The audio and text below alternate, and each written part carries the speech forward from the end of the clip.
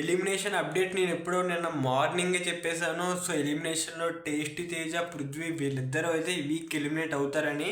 So అది confirm అయిపోయింది. Stage మీదకి వచ్చారు, అప్పగింతలో మొత్తం అయిపోయింది.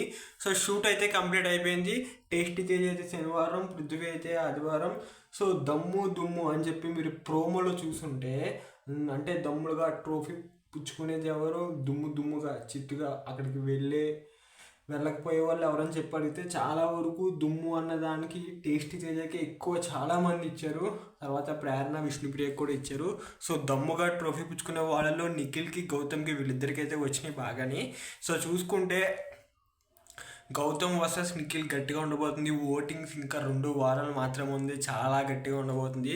సో వేరే లెవెల్ అసలు. డబుల్ ఎలిమినేషన్లో పృథ్వీ వెళ్ళిపోయాడు కదా, ఇప్పుడు నిఖిల్ గేమ్ ఎలా ఉండబోతుందో అసలు. ఇంకా 2 వారాలే జర్నీ వీడియో ఉంటుంది. ఒక ఈ వీక్ టాస్క్లు కూడా ఏముండవు. మీరేమనుకుంటున్నారో కింద కామెంట్ చేయండి. Thank you.